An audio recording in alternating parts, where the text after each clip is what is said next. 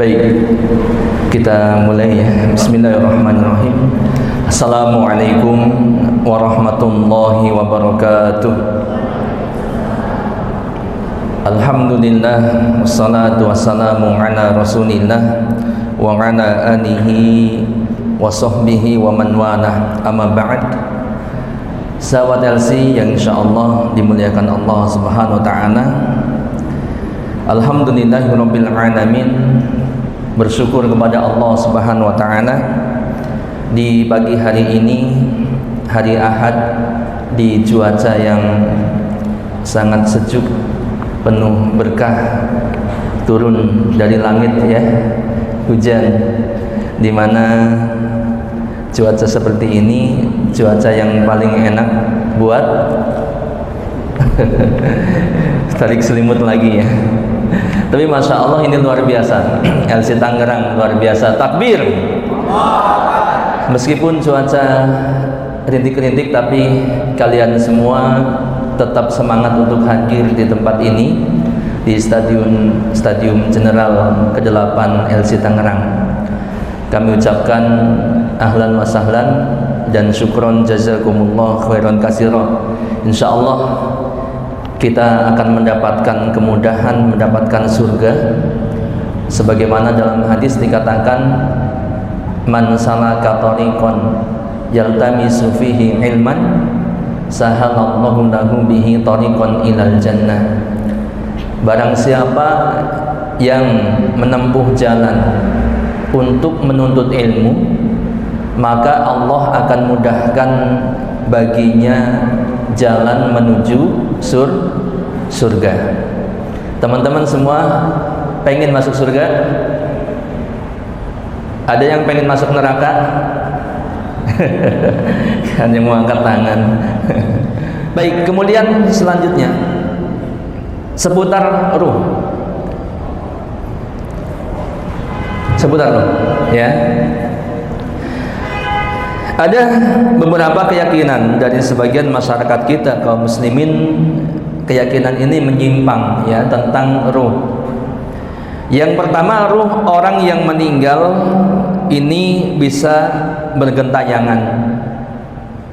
Makanya ada film judulnya apa?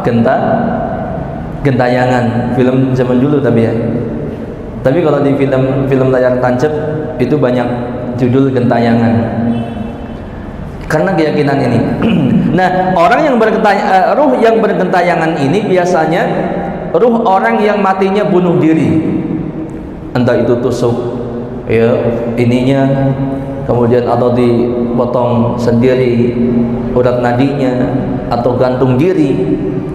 Ini menurut sebagian keyakinan orang ini bergentayangan rohnya. Kenapa? Nggak akan tenang dia. Atau orang yang matinya dibunuh, ya dibunuh, dilempar ke kali Cisadane misalkan, bergentayangan. Atau dibunuh di rumahnya, ya, atau dibunuh di jalanan, dibegal. Ini rohnya akan bergentayangan menurut mereka. Yang kedua, ruh orang yang baru meninggal akan pulang ke rumahnya selama 1 bulan, kemudian kembali lagi setelah 40 hari dan bergentayangan selama setahun di sekitar apa? Kuburannya. Ini keyakinan seperti itu. Gitu ya. Ada juga yang meyakini setiap malam Jumat. Ada orang Jawa di sini kan? Ada orang Jawa? Angkat tangan. Jawa Barat. Jawa Tengah Bu ya. Iya.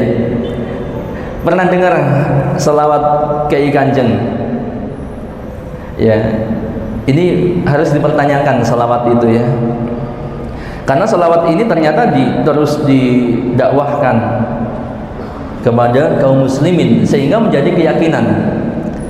Yang kurang lebih selawatnya, saben malam Jumat ahli kubur mulih nang omah. Nanti ditranslate ya. Jadi setiap malam Jumat ahli kubur pulang ke rumah.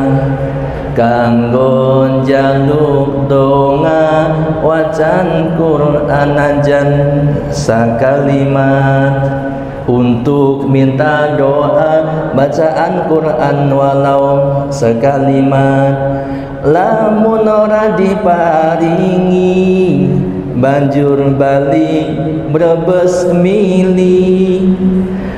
Kalau gak didoakan, gak dikirimin, kemudian pulang brebes milih, nangis ya, balik nang kuburan bangku tangan tetangisan soli nyambung.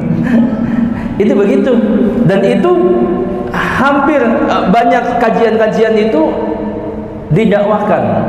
Setiap malam Jumat ahli kubur pulang ke rumah. Itu bayangin coba, nanti benar nggak keyakinan seperti itu? Kita akan timbang dengan keyakinan di dalam Islam, akidah yang benar ya. Baik, yang ketiga, menghormati roh yang bergentayangan dengan membunyikan klason. Kalau misalkan ada, katakanlah di jalan-jalan, misalkan di jalan, di jembatan misalkan, ini gara-gara ada orang bunuh diri nyemplung ke kali sehingga di situ terkenal angker. Orang itu, roh itu bergentayangan terus. Entah wujudnya apalah, entah kuntilanak, entah wewe gombel, entah gendurwo, entah apa gitu. Bergentayangan terus sehingga setiap kali lewat situ itu kemudian apa? Klakson 3 kali, tot tot tot, lewat gitu ya, atau permisi lewat, padahal nggak ada siapa-siapa. Maksudnya ngormatin ini ya. Ataupun ngelempar koin, lempar duit, lempar. Makanya pada akhirnya ada yang nungguin ya, ada yang nungguin, setiap dilempar diambil sama orang, lempar ambil sama orang, kan begitu. Atau ngelempar, ini yang tukang rokok dikasih rokok, emang setan doyan rokok. Kemudian menaruh sesajen dan lain-lain ya. Ini adalah sesuatu kesyirikan yang tidak boleh. Kita lihat Islam memandang tentang ruh ya. Jadi mengenai ruh itu, karena ini termasuk yang gaib,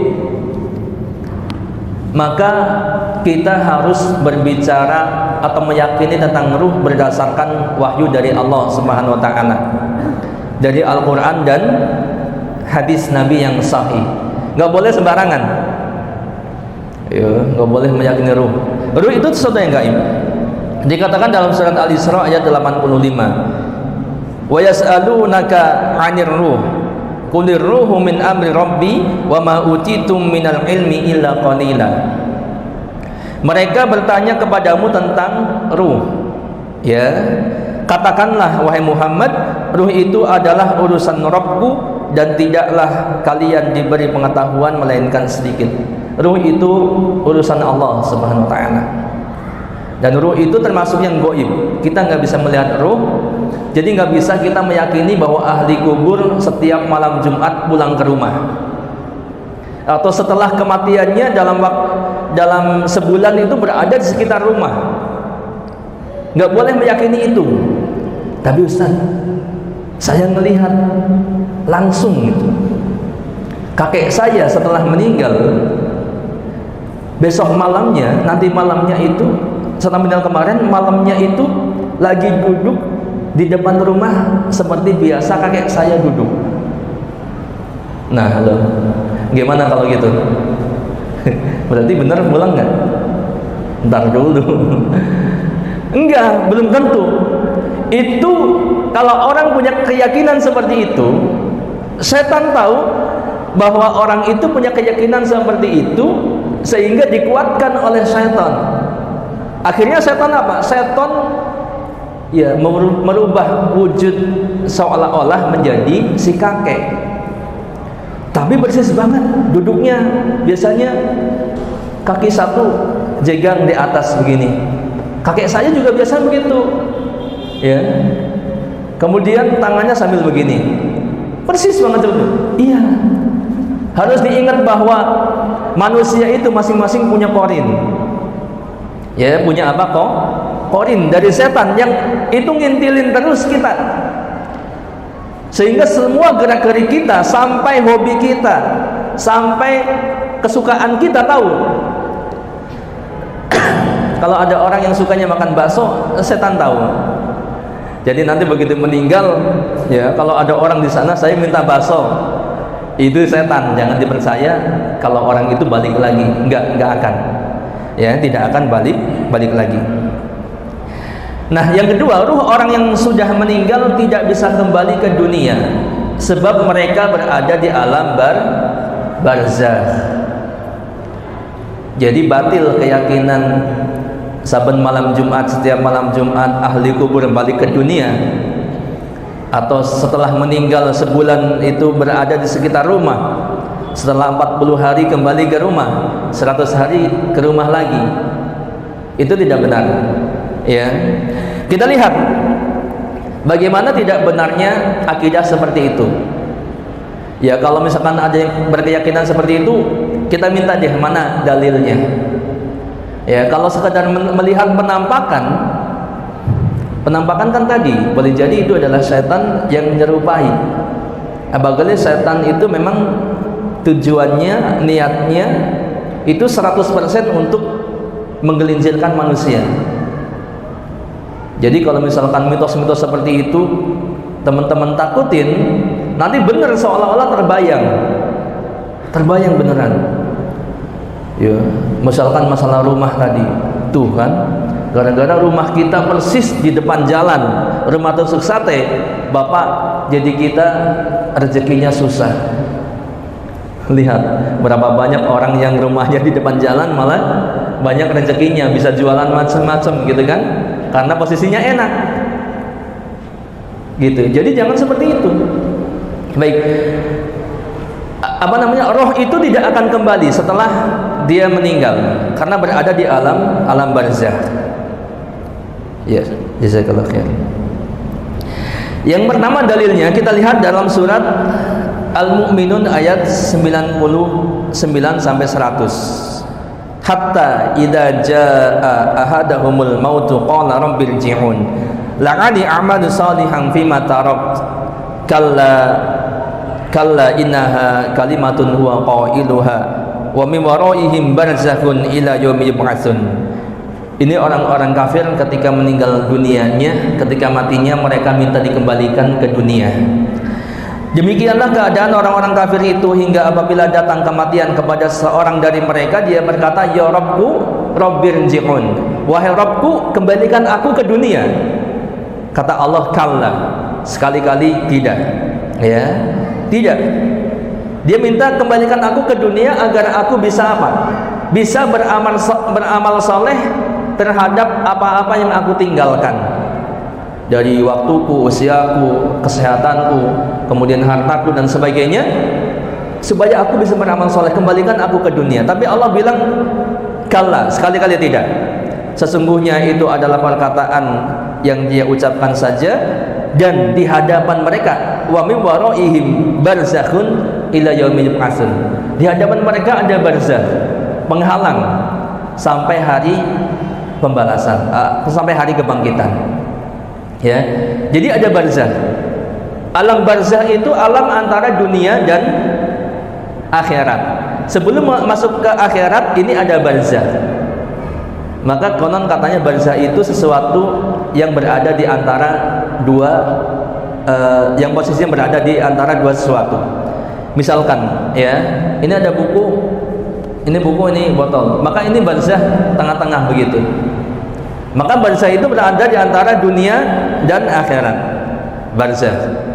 Dan kalau udah masuk barzakh, Allah pun katakan nggak mungkin kembali. Insya Allah kita akan lanjutkan nanti karena sudah diperingatkan tidak mungkin kembali gitu ya.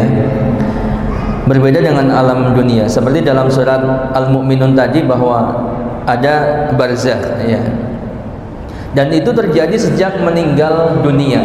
Begitu meninggal dunia, nggak ada jeda, itu sudah masuk alam barzakh. Jadi nggak nunggu sebulan belum masuk alam barzakh, masih berputar-putar di rumahnya, nggak begitu, ya. Tidak demikian.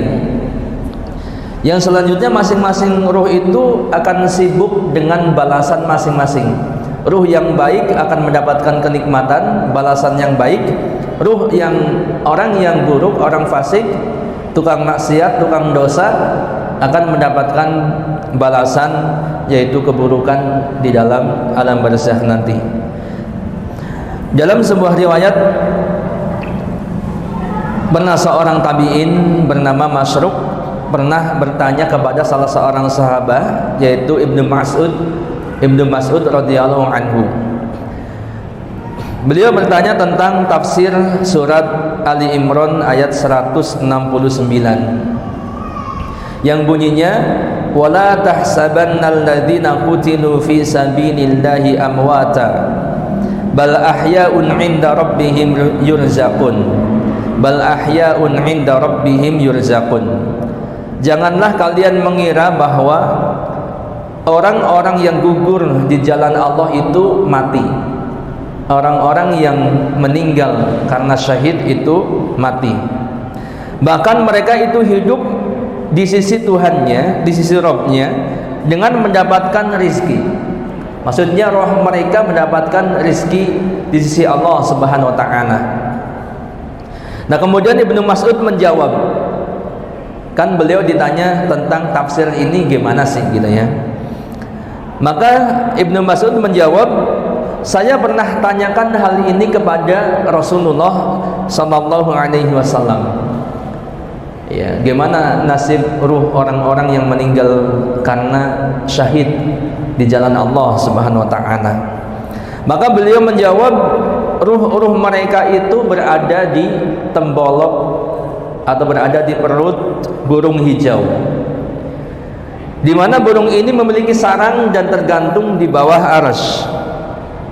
Ya, ini ruh orang yang meninggal mati syahid. Jadi ruh orang yang meninggal karena syahid itu berada di tembolok burung hijau, yang itu burung itu bebas, ya, mau terbang kemana saja di surga. Artinya ruh ini mendapat kenikmatan, ya. Dan orang-orang yang meninggal, ruh yang meninggal karena mati syahid ini ditanya oleh Allah, apa yang kalian inginkan? Pertanyaannya begitu kurang lebih, apa yang engkau inginkan?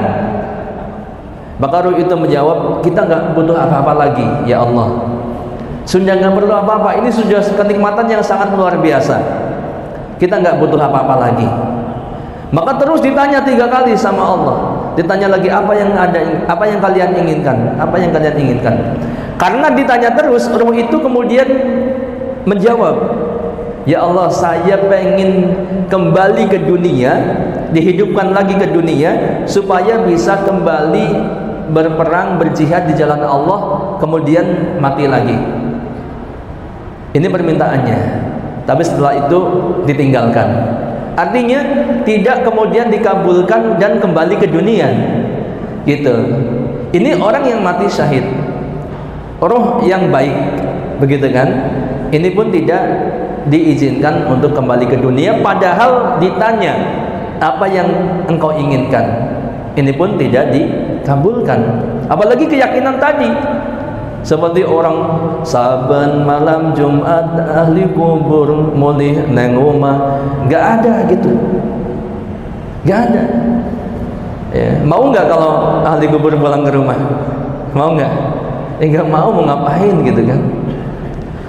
Iya, mereka nggak minta doa pun harusnya kita doakan. Sebagai anak yang soleh mendoakan orang tuanya hidup ataupun yang sudah meninggal, mendoakan saudaranya, mendoakan temannya dan seterusnya. Sehingga nggak perlu ahli kubur pulang ke rumah terus minta doa. Dan memang nggak ada begitu. Kalau ada mungkin mereka rombongan dari kuburan naik kayak bulan lebaran jadinya. Nah, ini nggak ada ya. Baik. Kemudian, nah ini dalil menguat bahwa ahli kubur itu tidak bisa pulang ke dunia ataupun ke rumahnya. Yang ketiga, melakukan ritual tertentu, memberi sesajen atas keyakinan ruh yang bergentayangan agar tidak mengganggu ataupun mengharap kebaikan darinya, ini adalah suatu kesyirikan. Maka jelas, saya rasa teman-teman sudah tahu semua bagaimana bahaya kesyirikan.